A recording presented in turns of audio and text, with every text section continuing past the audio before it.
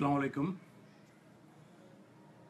বহু বিতর্ক, বহু ঘটনা, বহু কথাবার্তা, এই সমস্ত বিষয়গুলোকে নিয়ে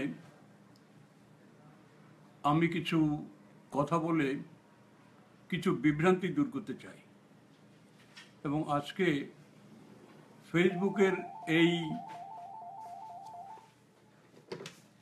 ফেসবুকের এই লাইভ অপশানে এসেছি কথা বলার জন্যে। এবং আমি আশা করি আমার কথার পরে কিছুটা বিভ্রান্তি কেটে যাবে। আমি সেসবের আগে দুই একটা গুরুত্বপূর্ণ বিষয়ে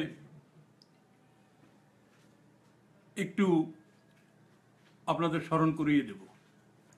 তারপরে নিজামের মামলাটি কী পর্যায়ে আছে, অতীত থেকে এ পর্যন্ত কি কি হয়েছে এবং কি হবে, অবশ্য কি হবে এটা আপাতত বিচারক ছাড়া অন্য কারো পক্ষেই পরিষ্কার করে বলা সম্ভব নয়, এমনকি যারা আইনজীবী তাদের পক্ষেও না।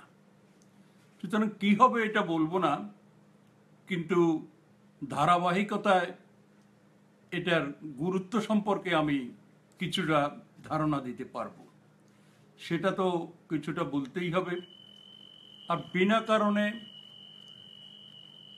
প্রতি সপ্তাহে প্রতি মামলার ডেটে একটা সমাবেশ দিয়ে আমাদেরকে গালাগাল করা একটা ট্রেডিশন হয়ে গেছে।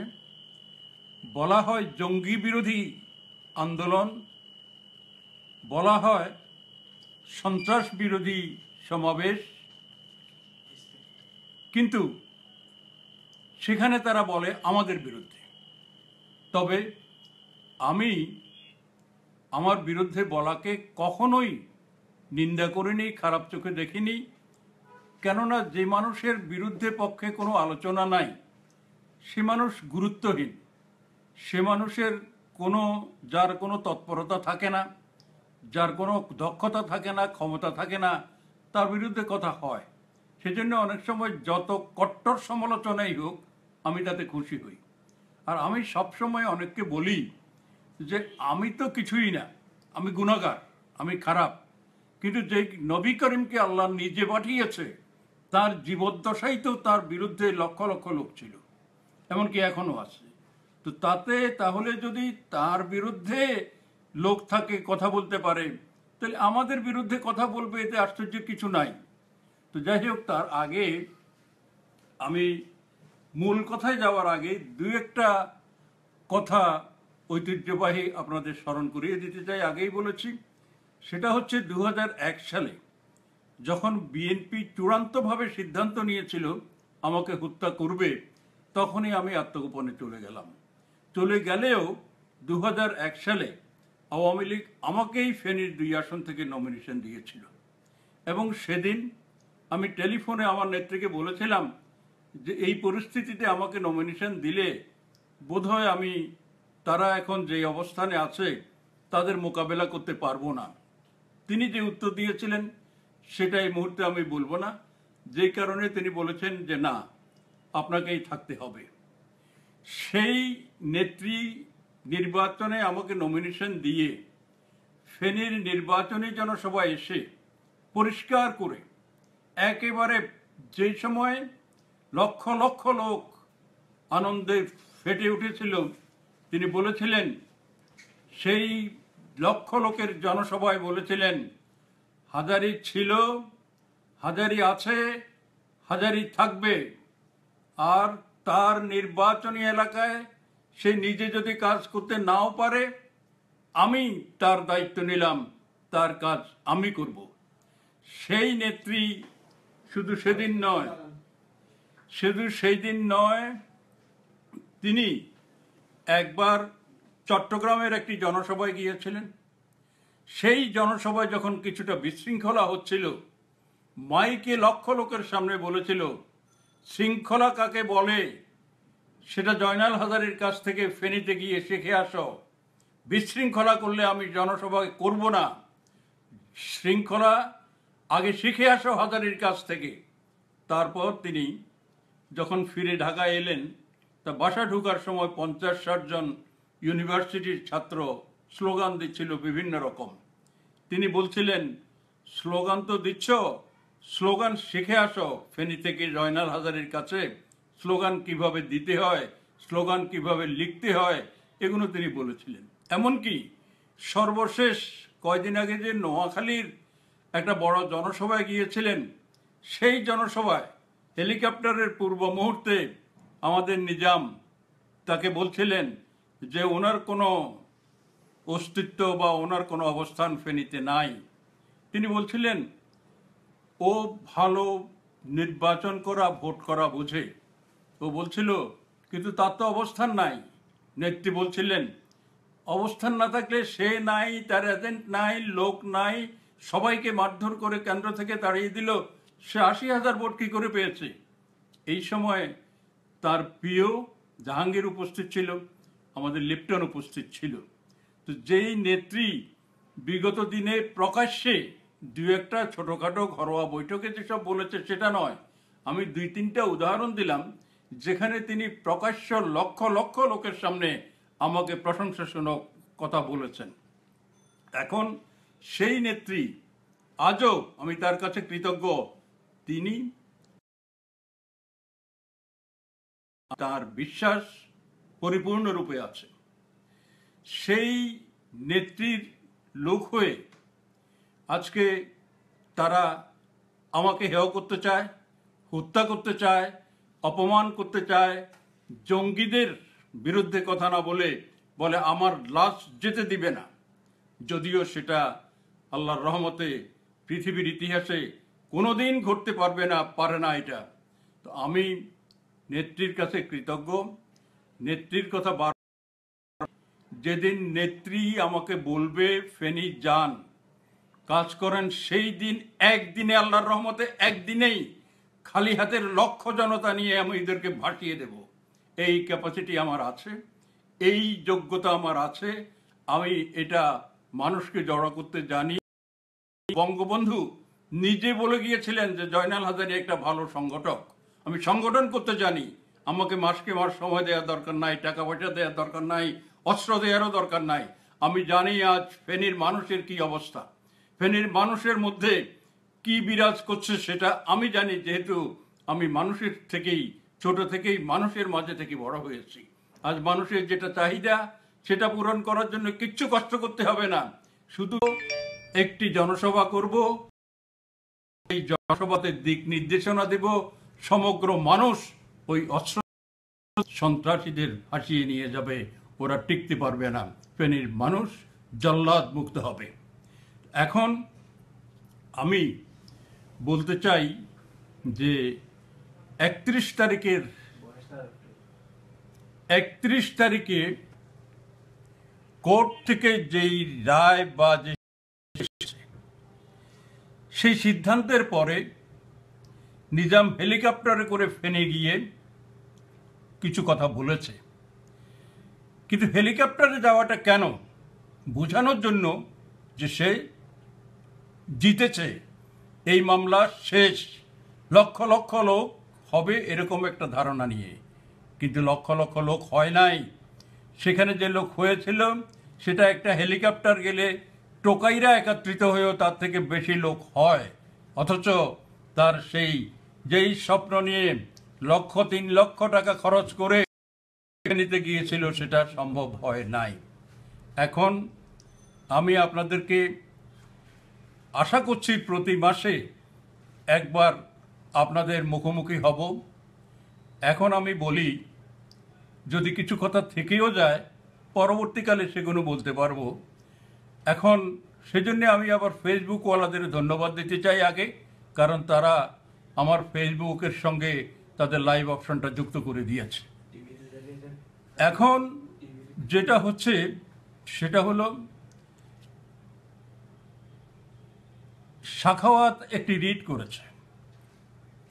সেই রিটে সে বলেছে যে নিজাম অবৈধভাবে সংসদ সদস্য নির্বাচিত হয়েছে, সে বলেছে উপরে জেল না খেটেই জেল থেকে বেরিয়ে গেছে। এই রিটের পরে আজকে প্রায় 2.5 বছর হয়ে গেছে, শেষের দিকে এসে এই রিট মামলাটি তার বেগ পেয়েছে।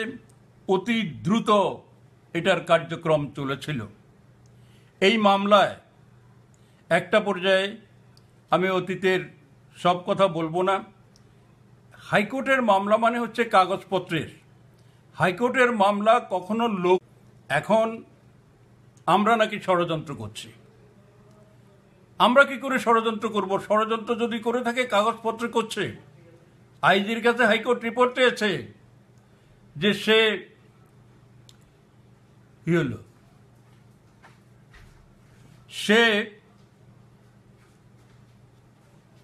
আইজি বলেছে যে সমস্ত কিছু পরিষ্কার করে দিয়ে, আইজি লিখে দিয়ে রিপোর্ট দিয়েছে একেবারে এফিডেভিট করে, যে সে 2 বছর 6 মাস কতদিন 56 দিন বোধহয় জেল না খেটেই বেরিয়ে গেছে।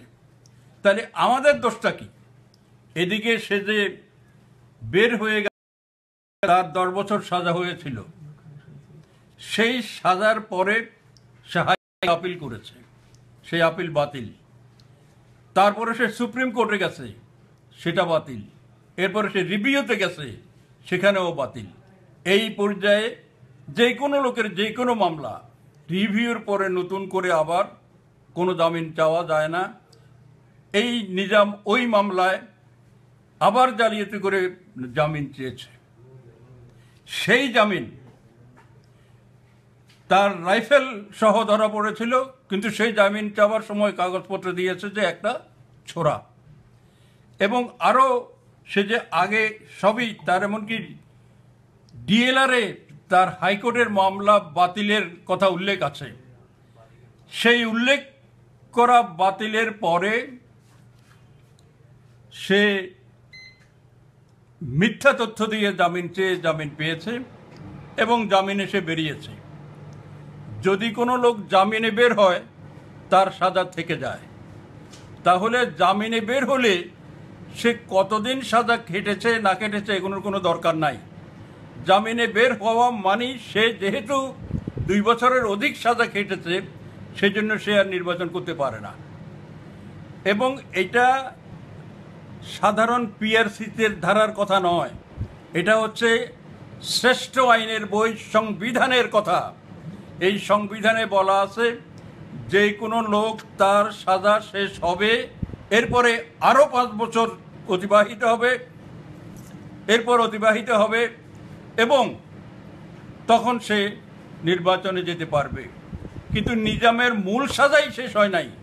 সুতরাং এটা, আর এই কথাটা আমি বলছি, হয়তো তারা বলবে এটা ষড়যন্ত্র। হ্যাঁ, ষড়যন্ত্র হইতেও পারে, কিন্তু সেদিন 31 তারিখে হেলিকপ্টারে গিয়ে নিজাম নিজেই বলেছিল, অনেকেই শুনেছেন অথবা রেকর্ড আছে, যে আমি জেলে যাব কেন, হয়তো আমার সংসদ সদস্যপত্র বাতিল হতে পারে। তো সে নিজেই তো বলছে। এই কথা কি অন্য কোনো সংসদ সদস্য বলছে? বলছে না, নিজাম বলেছে। এর অর্থ সে জানে তার সংসদ সদস্য পদও যাবে, আবার তার জেলখানায়ও যেতে হবে। আমাদের দেশের অনেক মানুষ নিশ্চয়ই জানেন, জেলখানা থেকে মাঝে মধ্যে যদি বাপের নাম এবং নিজের নাম 2-3টা মিলে 2-3 জনের বেশি আসামি জেলখানায় থাকে। কখনো কখনো দেখা যায় ভুলক্রমে যার জামিন হয়েছে, জেল কর্তৃপক্ষ তাকে না ছেড়ে অন্য একজনকে ছেড়ে দেয়, এবং কিছুদিন পরে আবার সেটা প্রমাণ হয় যে বাপের নাম নিজের নাম মিল থাকাতে ভুলটা হয়ে গেছে। ভুল হলে যাকে ছেড়ে দিয়েছে তাকে আবার ঢুকানো হয়, তাকে আবার জেলে আনা হয়, আর যাকে জামিন দেয়া হয় নাই বা ছেড়ে দেয়া হয় নাই তাকে ছেড়ে দেয়া হয়। তো এখানেও তো ভুলক্রমে যদি জেল কর্তৃপক্ষ তাকে ছেড়ে দিয়ে থাকে, এখন তাকে আবার আসতে হবে। তার উকিল সুজন নিজেই একদিন কোর্টে বলেছিল, আমার মক্কেল যদি জেল কিছু কম খেটে বেরিয়ে আসে, দরকার হলে খেটে দেবে, তো তাহলে আমি জেলে যাব না, আমি দরকার হয়তোবা আমার সংসদ সদস্য পদ বাতিল হতে পারে। এই কথাটা তার মুখ দিয়ে বের হতে পারে না, যেহেতু তার আইন কানুন সম্পর্কে টেকনিক্যালি তার এসব ধারণা নাই, সেই জন্যই সে ভুলক্রমে এই কথাটা বলে দিয়েছে। এখন এটা হাইকোর্টের রেকর্ড হবে, হাইকোর্টে উত্থাপিত হবে, তখন তো হাইকোর্ট নিশ্চয়ই বিষয়টাকে নিয়ে চিন্তা করতে হবে। তো চিন্তা করারও বিষয় নাই, সে নিজেই মনে করতেছে আমি যদি আমার সংসদ সদস্য পদ গেলেও আমি যদি বাইরে থাকতে পারি তাহলে সব কিছু নিয়ন্ত্রণ করতে পারবো। কিন্তু না, পদ না থাকলে সে যেভাবে এতদিন নিয়ন্ত্রণ করেছে সেটা পারবে না। এর চাইতে বড় কথা, আজকে তার প্রতি মানুষের যে ঘৃণাবোধ, মানুষের মধ্যে যে ক্ষোভ, এই ক্ষোভের কারণে সে আগের মতো মানুষকে নির্যাতন করতে পারবে না, আগের মতো তার ক্যাডারদের নিয়ন্ত্রণ করতে পারবে না। এটা প্রতিহত হবে। এখন থেকে সমস্ত লোক তার জারিজুরি সব জেনে গেছে, তার সমস্ত কিছু জেনে গেছে। যে ব্যক্তি নিজে এসব জ্বালিয়ে করেছে, যে ব্যক্তি নিজে সমস্ত কিছু অঘটন ঘটিয়েছে, সে অঘটনকারী। এখন সে কাউকে বলে অমুক বেঈমান, অমুক বীর জাফর। আমি তার সম্পর্কে বলি না, আমি শুধু বলি এই নিজাম একদিন চট্টগ্রামে এইসব ঘটনা করে এসেছে। আমি জানি না, আমার কাছে এসে বলেছিল যে আমি ফেনীতে কাজ করতে চাই। আমার গ্রামের ছেলে, আমি সাদরে বলেছি ঠিক আছে। কিন্তু সেই নিজাম এত সব ঘটনার পরে যখন জেলে গেল, এরপরে আবার পরবর্তী নির্বাচন এলো। সেই নির্বাচনে নেত্রী জানতে চাইলেও আমার আসনে আমার বদলে কাকে নমিনেশন দেবে। আমি বলেছিলাম আমার বোনকে দেন, আমার বোনকে দিলে পরবর্তীকালে আমি এসে তাকে ইস্তফা দিয়ে আমি পারব। নেত্রী খুশি হলেন। এবং এই সময় আওয়ামী লীগের মনোনয়ন আমার বোনকে দেয়াই হয়ে গেছে, সমস্ত ফাইনাল স্লিপও এসে গেছে। এই নিজাম আকরাম হোসেন হুমায়ুন সহ আমার বোনের বিরুদ্ধে, আওয়ামী লীগ প্রার্থীর বিরুদ্ধে নির্বাচনের জন্য মিছিল করেছে, জিপে উঠে তারা আমার বোনের বিরুদ্ধে ক্যাম্পেইন করেছে। তাহলে বেইমানিটা কি করলো, কে করলো? আমি যাকে আশ্রয় দিলাম, আমি যাকে আমার বডিগার্ড হিসাবে রাখলাম, আমি যাকে মাঝে মধ্যে আমার গাড়ি চালাবার জন্য দিয়েছি, সেই লোক আজকে বিনা কারণে আমার বোনের বিরোধিতা করেছে। এমনকি প্রথম যখন উপজেলা নির্বাচন হয় তখন কিন্তু সেই রহমান বিক্রমকে সমর্থন না করে সে সমর্থন করেছিল কাজমিকে। সে পদে পদে অতীত থেকে বেইমানি করার ইতিহাস তো তার, ইতিহাস তো আমার নয়। আমি জীবনে বেইমানি করি নাই বলেই বারবার জেল খেটেছি, বারবার অত্যাচারিত নির্যাতিত হয়েছি, আজও আমি ষড়যন্ত্রের শিকার হয়েছি। আজকে আমি 31 তারিখের সেদিন কোর্টের সিদ্ধান্তের পর যারা হতাশ হয়ে পড়েছিলেন, আমি তাদের বলি হতাশার কোনো কারণ নাই। সেদিনকার সিদ্ধান্তে যা যেভাবে ধারাবাহিকতার সঙ্গে কোর্টের সমস্ত কিছু চলে আসছিল, সব কিছুই ঠিক আছে, কোনো কিছুই এদিক ওদিক হয় নাই। তারা বুঝাতে চাইছে মানুষকে যে তাদের কিছুই হবে না, তারা বুঝাতে চাইছে তাদের এই মামলা খারিজ হবে। এটা তো খারিজ হওয়ার মামলাই নয়, খারিজ কেমনি কী করে হবে? এখন যেটা হচ্ছে, এই মামলায় বলা হয়েছিল যে রায় ঘোষণা করবে, কিন্তু রায় ঘোষণা না করে সময় বাড়িয়ে দিয়েছে। এটা স্বাভাবিক প্রক্রিয়া। আজকে সময়টা বাড়ানো হয়েছে কেন? প্রশ্ন আছে অনেকের মনে যে 2 মাস কেন? কারণ প্রায় 2 মাস, অর্থাৎ অক্টোবরের 28 তারিখে হাইকোর্ট খুলবে। এর মধ্যে ডেট দেওয়ার আর কোনো সুযোগ ছিল না। সেদিন রায় অর্ধেক হয়ে গেছে। এ রায় বাতিল হবে না, এ রায় বাতিল হতে পারে না। সমস্ত ভরা উন্মুক্ত কোর্টের মধ্যেই 2 ঘন্টার উপরে রায় ঘোষিত হয়েছে। এটা তো রেকর্ড হয়ে গেছে, রেকর্ড রয়ে গেছে, এটা কোনোদিন বাতিল হবে না। এই রেকর্ড নিয়েই পরবর্তীকালে এখন তারা বলছে যে আমরা রক্ত দিয়েছি, রক্ত অতবার দিয়েছি। কিন্তু সেখানেও রক্ত যতবার দেন, যত সেবা করেন, যত কাজ করেন, পরিষ্কার বলা আছে জেল কোডে যে কোনো আসামি তার মূল সাজার 4 ভাগের 1 ভাগ রেয়াত পাবে, 1 ভাগের বেশি যে কোনো কিছু করেই কোনো রেয়াত পাবে না, এটা জেল কোডে বলা আছে। তাইলে এই মামলা আবার সেই 3 তারিখ থেকে নভেম্বরের শুরু হবে। 3 তারিখে আগের ডেট দেওয়ার সম্ভব ছিল না, এবং আগে যেসব রেকর্ড হয়ে গেছে সেগুলো বাতিল করা সম্ভব হবে না। যেখানে সুপ্রিম কোর্ট থেকে তাদের কাগজপত্র দিয়ে দিয়েছে, যেখানে আইজি তার কাগজপত্র দিয়েছে, এগুলো তো ফেলে দেয়া আর সম্ভব নয়। যদিও একসময় অনেক কিছু ফেলে দেয়া হয়েছে, যেহেতু আমার কাছে সেগুলো প্রমাণ করার সুযোগ নাই, আমি সেটা বলতেও চাই না। এখন বলা হচ্ছে, আমি বলি এই মামলা ঠিক জায়গায় আছে। এই মামলাকে দুশ্চিন্তার কোনো কারণ নাই। আপনাদেরকে যারা ভেঙে দেওয়ার প্রক্রিয়া করেছে, আপনাদের মনোবল নষ্ট করার জন্য হেলিকপ্টার নিয়ে গেছে, লাভ কিছু হবে না। আমি আপনাদের যখন একবার পত্রিকায় লিখেছিলাম যে এই মামলা নিষ্পত্তি হতে 6 মাস লাগবে, আপনাদের অনেকেই আমার উপর বিরক্ত হয়েছেন। আসলে আইন আদালত এরকমই, কিছুটা যেন বলাই হয় যে আইনের ধারা আটকানোর জন্য একটা, আইনের ধারায় মুক্তি পাওয়ার জন্য 10টা। এটা ঠিক, কিন্তু এখানে 10টায় কোনো কাজ হবে না। কত কথা বলা হচ্ছে, ইন্ডিয়াতে গেছে, অমুকেরে দিয়ে বলাইছে, আবার অমুকেরে বলাইছে, কত সব কথা বিশ্বাসযোগ্য বলছে। আসলে মামলার জন্য কোনোখান থেকে কোনো তদবির কোনো কিছু এখানে হয় নাই। সমস্ত কিছু স্বাভাবিক প্রক্রিয়াতেই আছে। তারা কি করে বলতে পারে এটা কন্টেম্পট অফ কোর্ট, যে এই মামলা খারিজ হবে? এই মামলা খারিজ হবে কি হবে না, এটা শুধুমাত্র আদালত বলতে পারে, অন্য কারো পক্ষে এটা বলা সম্ভব নয়। তবু তারা বলছে, কারণ তাদের কর্মীদের মধ্যে চরম হতাশা, তাদের মধ্যে দুঃখবোধ, তাদের মধ্যে চিন্তা শক্তি বেড়ে গেছে। যেহেতু আমি পত্রিকায় লিখেছিলাম পুলিশের চেহারা, পুলিশ আজকে যারা তাকে সেলিউট দিচ্ছে, কালকেই তার পত্রে গেলে সে কোনো অন্যায় করলে এটা তারা বাধা দিবে। যেহেতু তাকে যেদিন লাল পোলে অস্ত্র ধরা পড়ল, যেদিন অস্ত্রের সঙ্গে 30-40 জন ছেলেকে গ্রেপ্তার করা হলো, সেদিন সে র্যাবের সঙ্গে তর্ক করতে গিয়ে অপদস্থ হয়েছে। ক্ষোভে দুঃখে সে রাস্তাঘাট বন্ধ করে গাড়ি ভাঙচুর করা শুরু করেছিল। সেদিন পুলিশ, র্যাব, বিজিবির চেহারা সে দেখেছে। প্রধানমন্ত্রী নির্দেশ দিয়েছিল তাকে গ্রেপ্তার করার, কিন্তু পুলিশের দুর্বলতায় সে তখন ফেনী এলাকা ছেড়ে অন্য জায়গায় চলে গেছে। সুতরাং সন্ত্রাসের কথা বলে, এই যে সেদিন এতগুলো অস্ত্র দিয়ে হাজী রহিমকে হত্যা করার জন্য পাঠিয়েছিল, এটা কেন? এভাবে একরামকে হত্যা করা হলো।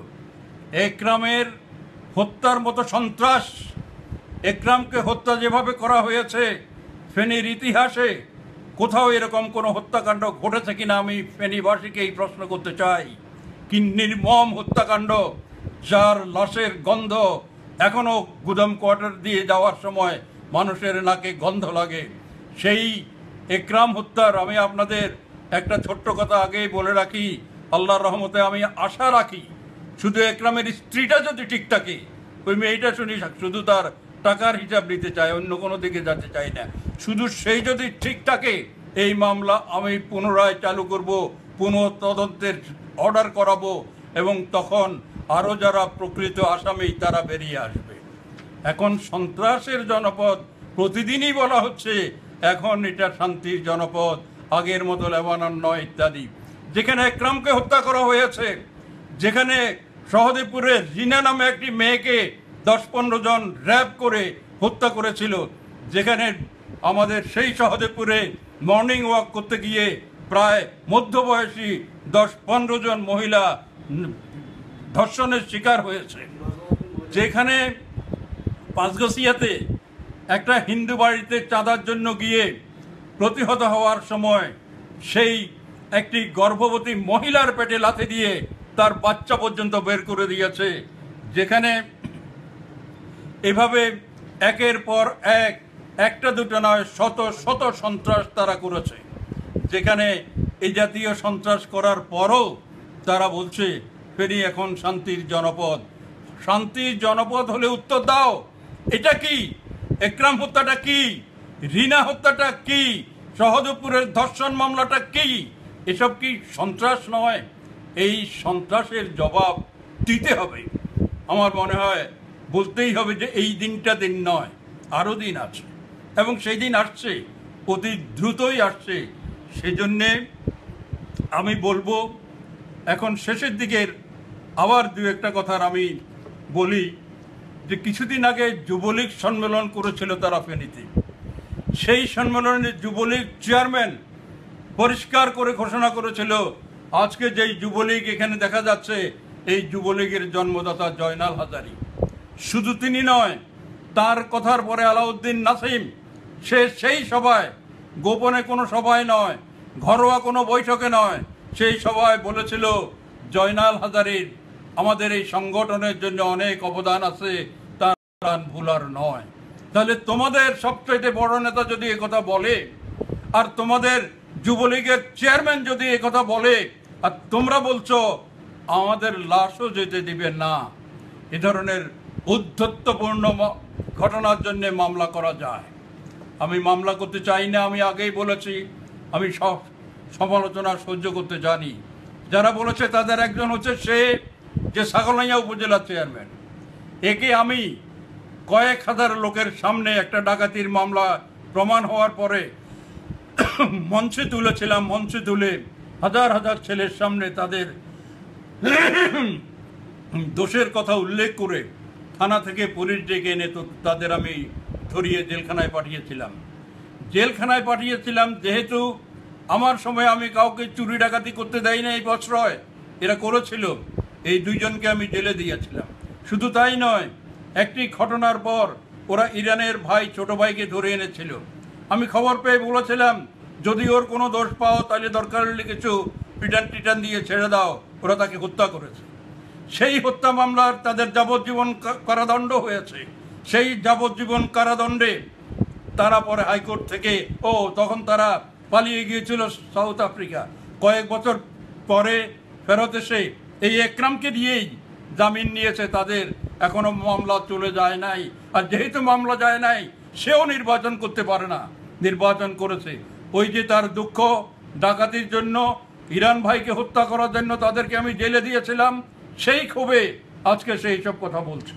কিন্তু এখনো আল্লাহর রহমত শুধু তা নইলে এই বয়সে এখন পর্যন্ত মনোবল মানুষের থাকতে পারে না। আমার আছে, যেহেতু আমি মৃত্যুর জন্য প্রস্তুত। যদি মরেও যাই আমি লড়াই করে মরতে চাই। আর লড়াই করতে চাই শুধু শেখ হাসিনার ক্লিয়ারেন্সটার পরে। আগে গিয়ে আমি কোনো কিছু করতে চাই না। পরিষ্কার বলতে চাই, চেষ্টা করব এবার এসব ঘটনার পর চেষ্টা করব সেই ক্লিয়ারেন্সটা নিতে। সেই ক্লিয়ারেন্সটা যদি পাই, ধৈর্য ধরেন। আপনাদের ধৈর্য ধরতে বলি। এই মামলা এই বছরের মধ্যে শেষ হবে। নিজামের মামলা এই বছরের মধ্যে শেষ হবে। সে পাবে না। আমি যত কথা আমার পত্রিকার মাধ্যমে বলেছি, মিথ্যা কথা তো তাদের কীরকম জানি একটা ফ্যাশন হয়ে গেছে। নিজাম সেদিনও বলেছে আমি বিদেশে গেলেই বলে যে আমি নাকি পালিয়ে গেছি, এবং পার্টিকুলারলি বলেছে যে একটা পত্রিকা, তার মানে আমার হাজারিকা পত্রিকাকেই নির্দেশ করেছে। আমি বরং এবার যে সে বিদেশে গেল বা কলকাতা গেল, তখন আমার স্ট্যাটাস দিয়েও বলেছি ফেসবুকে, আবার পত্রিকায়ও লিখেছি যে এই স্তরে নিজাম পালিয়ে যেতে পারে না। সে পালিয়ে যায়নি, বরং তাকেও বলেছি তুমি একজন সাংবাদিকের সঙ্গে সাক্ষাৎকার দিয়ে এটা পরিষ্কার করো। কারণ তার যদি জেলে যেতেও হয়, কোর্ট তাকে সময় দিবে জেলে যাওয়ার জন্য। আবার তাদের জন্য আছে অ্যাপিলেট ডিভিশন, তাদের জন্য আছে আরও কোর্ট। সেগুলো শেষের পরে তো সে জেলে যাবে। সুতরাং এখনই কিছু হওয়ার আগে সে জেলে চলে গেছে, এই বিদেশে পালিয়ে গেছে, এটা বিশ্বাসযোগ্য নয়। সেই জন্য আমি বলেছি যারা হুমকি দিচ্ছে, যারা বারবার যাদেরকে দিয়ে হুমকি দেওয়ানো হচ্ছে, তারা কাপুরুষ ছাড়া এটা হতে পারে না, এটা বলতে পারে না। প্রতিদিন ইয়ের দিন আর জঙ্গিকে, জঙ্গির কথা, জঙ্গি বিরোধী সমাবেশের ঘোষণা দিয়ে জঙ্গি বিরোধী সমাবেশে গিয়ে আমার বিরুদ্ধে, ইকবাল চৌহানের বিরুদ্ধে বলে। এখন আমি জঙ্গির জন্মদাতা কারা? জঙ্গির জন্মদাতা হচ্ছে জামাত। আমাদের প্রত্যেকটা মন্ত্রী, এমনকি আমাদের নেত্রীও বলেছে জামাত বিএনপি এই জঙ্গিদের মদত দিচ্ছে। আমাদের জঙ্গিদের ফেনীতে কে মদত দিচ্ছে? সেটা নিজাম। কারণ জামাতের মিজান ময়দানের জনসভায় তারা বলেছে যে নিজাম হচ্ছে গুডফাদার আর আমাকে বলেছে গডফাদার, খারাপ, ওকে ধন্যবাদ দিয়েছে। তাহলে জামাত ইসলামী যাদেরকে ধন্যবাদ দেয় তারা কি জঙ্গির সহোদর নয়? আর আমাকে যারা যেই জামাত ইসলামীরা গালি দেয় আমি কি তাদের সহোদর হতে পারি? এটা সবাই জানে। আমি একজন মুক্তিযোদ্ধা, আমি একজন মুক্তিযোদ্ধা। জামাতিদের সঙ্গে জঙ্গিদের সঙ্গে আমাদের লড়াই, ওদের লড়াই নয়। এখন আমি বলি, আপনারা ওদের ওই আনন্দ দেখে আপনারা বিভ্রান্ত হবেন না। এই আনন্দের অবসান এর মধ্যে ইতিমধ্যেই এই বছরের মধ্যেই আল্লাহর রহমতে আশা করি যে তাদের সেসবের অবসান ঘটবে। যেহেতু সেজন্য আমরা বলি, আপনাদেরকে বলতে হবে এটা, আজকেই একটা ছেলে মালদ্বীপ থেকে তার